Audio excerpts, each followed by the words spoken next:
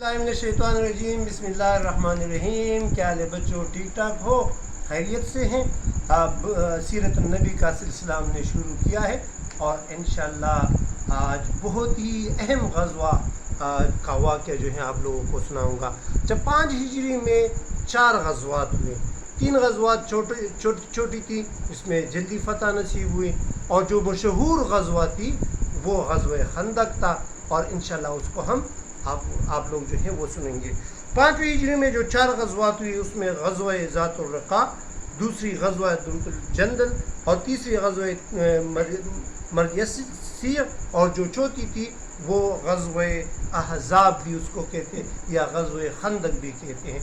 आज की हमारी वीडियो वो गज़वा खंदक पर है। गज़वात में फतूहात के बाद मुशरिकीन मक्का जो हैं वो उनकी साजिशें और तेज़ हो गई। हुज़ूर सल्लल्लाहु अलैहि वसल्लम के मुख्तलिफ मुआहदे हुए मदीना में, जो कबीले थे जिसमें मशहूर कबीले आप लोगों ने सुने हैं, उसमें बनु नज़ीर है, बनु खज़रज है, बनु किनका है। इन कबीलों के साथ हुज़ूर सल्लल्लाहु अलैहि वसल्लम के मुआहदे हुए। अच्छा, जब यहूदियों ने देखा, जो कबीले थे वहाँ पर, जब उन्होंने देखा कि मुसलमानों को तो बहुत ज़्यादा एक शोहरत मिल रही है और उसकी तादाद भी बढ़ रही है, तो यहूदी जो हैं उस ज़माने के, जिसमें बनु नज़ीर और बनु किनका, इन लोगों ने सुलह की खिलाफ वर्जी की, मुआहदे की क्या की खिलाफ वर्जी की। इन लोगों ने मुसलमानों पर हमला किया, लेकिन मुसलमानों की साथ ताकत थी, ईमान की ताकत थी, अल्लाह ताला ने उनको नुसरत दी। बनु किनका जो थी वो शाम चली गई, और जो बनी नज़ीर थी वो एक किला में महसूर हो गई। लेकिन दूसरे साइड पर जो कुरैश मक्का था, ये मैं वाक़या आपको 5 हिजरी का बता रहा हूँ, ग़ज़वा खंदक से पहले। कुरैश मक्का जो थे उसके जो चालाकियाँ थी या उसकी मकारी आप कह लो या उसकी साजिशें देख लो, वो बहुत तेज़ हो गई।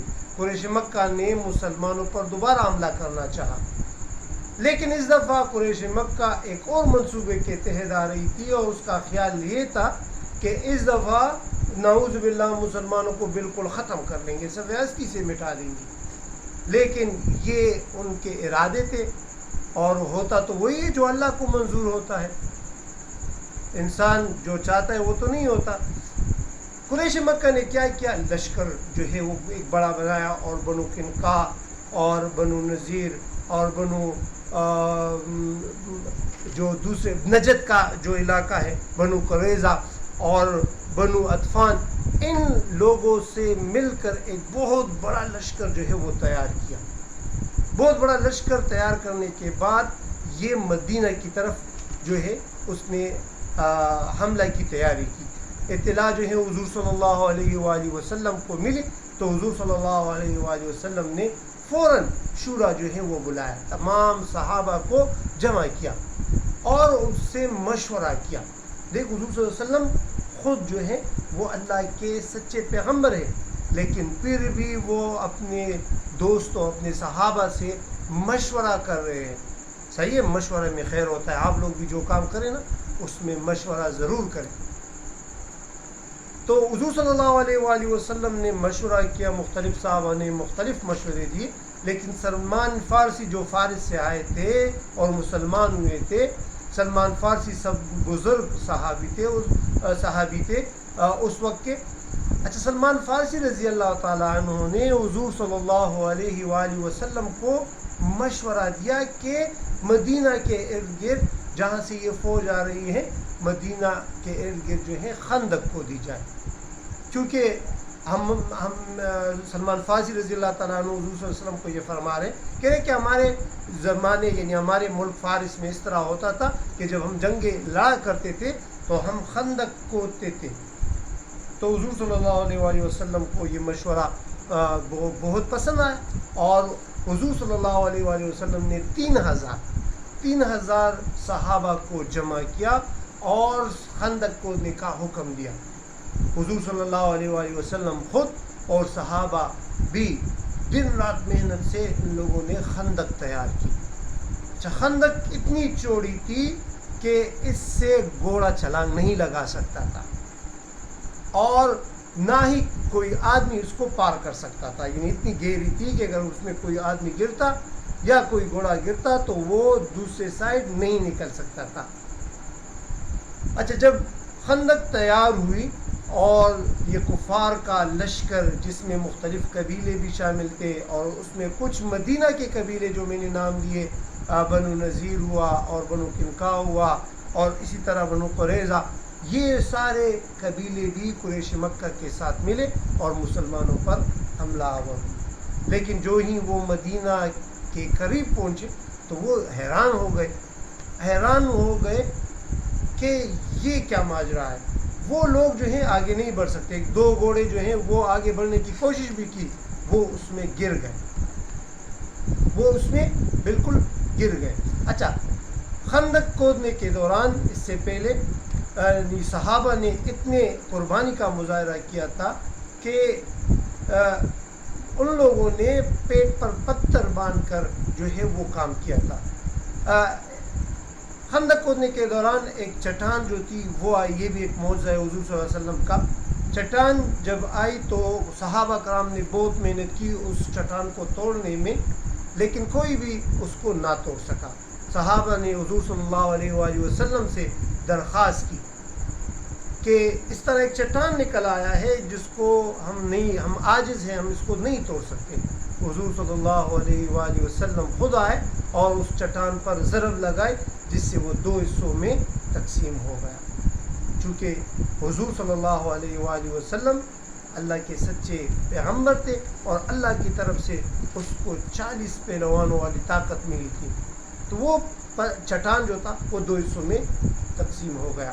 اچھا، جب لشکر پہنچا، کفار مکہ کا لشکر پہنچا جو میں نے آپ کو جس طرح پہلے بتایا، اور وہ لوگ جب حیران ہوئے کہ یہ کیا ہے، یہ تو پورا جو ہے مدینے کے ارد گرد ان لوگوں نے ایک خندق کھودی ہے۔ ان لوگوں نے سب سے پہلے ایک دو گھوڑوں نے کوشش بھی کی کہ اس کو پار کر لے، لیکن وہ اس میں گرے اور پھر نہ نکل سکے۔ اچھا، مدینے کا محاصرہ ان لوگوں نے ارد گرد سے یہ کر رہے تھے، اور جو مسلمان تھے وہ اس خندق کے اندر تھے۔ آپ لوگوں کے اللہ نصیب کرے تو آپ لوگ جب ادھر جاؤ گے نا تو وہ نظارہ دیکھو گے، ادھر پر وہ خیمے ابھی تک اس کو ایک مسجد میں تبدیل کیا گیا ہے، وہ بھی آپ لوگ دیکھو گے، تو کافی جو ہیں اس وقت کے وہ نظارے آپ کو اب بھی ادھر نظر آئیں گے۔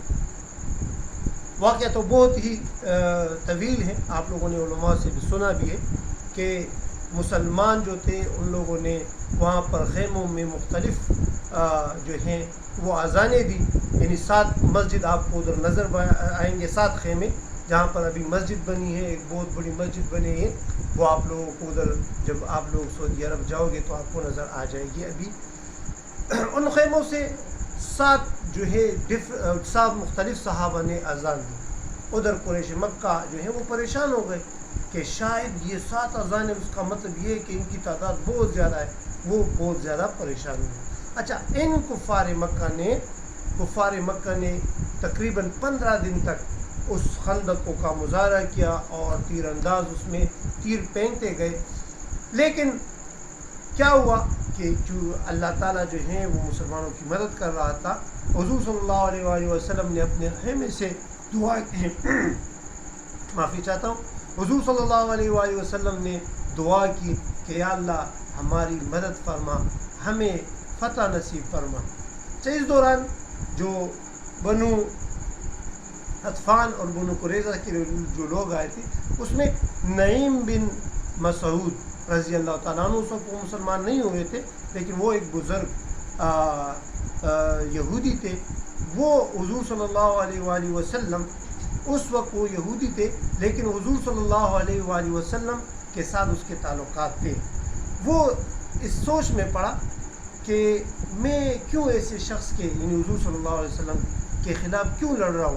وہ تو ایک ایسے شخص ہیں جو کہ مظلوموں کی مدد کرتے ہیں، یتیموں پر رحم فرماتے ہیں، وہ کسی کے ساتھ زیادتی نہیں کرتے، سچ بولتے ہیں، یعنی یہ خیالات اس کے ذہن میں آ رہے تھے، اور اسی خیالات نے اس کو حضور صلی اللہ علیہ وسلم کی طرف لے گئے۔ وہ چپکے حضور صلی اللہ علیہ وآلہ وسلم کے خیمے میں چلے گئے اپنے لوگوں سے چپکے۔